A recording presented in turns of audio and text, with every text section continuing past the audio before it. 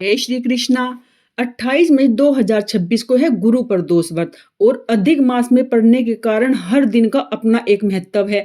और अधिक मास में जितने भी तिथियां पड़ती हैं उनमें हमें भगवान की विशेष कृपा और ज्यादा यानी करोड़ों गुना रूप में मिलती है। और इस बार प्रदोष व्रत पड़ रहा है गुरुवार को, तो हमें महादेव और भगवान वासुदेव यानी भगवान कृष्ण विष्णु की कृपा भी इसके साथ साथ मिलती है और हमारी सभी इच्छाएं पूरी होती हैं दोनों की कृपा से, यानी भगवान वासुदेव और भगवान महादेव की कृपा से। तो प्रदोष व्रत कथा अवश्य सुननी चाहिए। आइए शुरू करते हैं इस बार की प्रदोष व्रत कथा। प्राचीन समय में एक ग्रामीण पुजारी रहता था। उस पुजारी की मृत्यु के बाद उसकी विधवा पत्नी अपने भरण पोषण के लिए पुत्र को साथ लेकर भीख मांगती हुई शाम तक घर आती थी। एक दिन उसकी मुलाकात विदर्भ देश के राजकुमार से हुई, जो कि अपने पिता की मृत्यु के बाद दर दर भटकने लगा। उसकी यह हालत पुजारी की पत्नी से नहीं देखी गई। वह उस राजकुमार को अपने साथ अपने घर ले आई और पुत्र जैसा रखने लगी। एक दिन पुजारी की पत्नी अपने साथ दोनों पुत्रों को सांडिल्य ऋषि के आश्रम में ले गई। वहां उसने ऋषि से शिव जी के प्रदोष व्रत की कथा एवं विधि सुनी तथा घर जाकर अब वह भी प्रदोष व्रत करने लगी।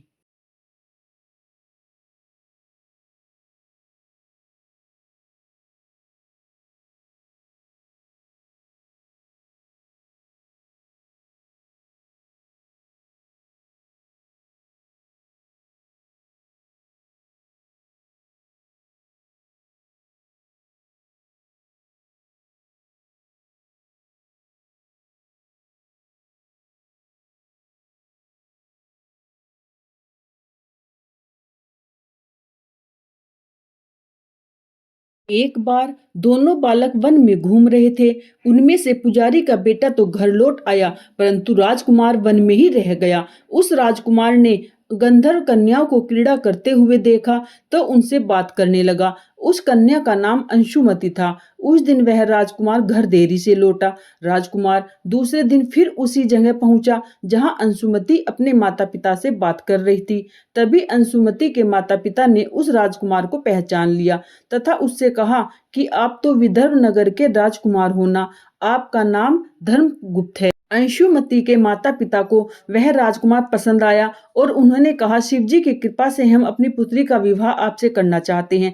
क्या आप इस विवाह के लिए तैयार हैं? राजकुमार ने अपनी स्वीकृति दे दी तो उन दोनों का विवाह संपन्न हुआ। बाद में राजकुमार ने गंधर्व की विशाल सेना के साथ विदर्भ पर हमला किया, घमासान युद्ध कर विजय प्राप्त की तथा पत्नी के साथ राज्य करने लगा। वहां उस महल में वह पुजारी की पत्नी और पुत्र को आदर के साथ ले आया तथा साथ रखने लगा।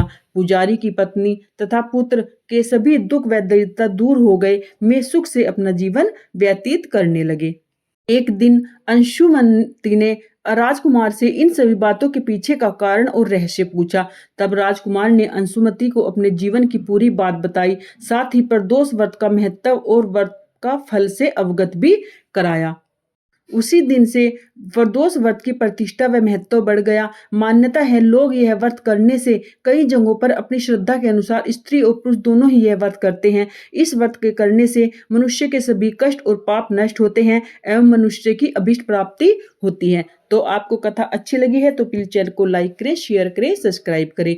ऐसे ही कथाओं के साथ जुड़े रहने के लिए चैनल के साथ हमेशा जुड़े रहें। और अगर आप कथा कभी सुनते हैं तो कथा को कभी भी अधूरा नहीं छोड़ना चाहिए, कथा को पूरा ही पढ़ना चाहिए। कमेंट में हर हर महादेव अवश्य लिखें।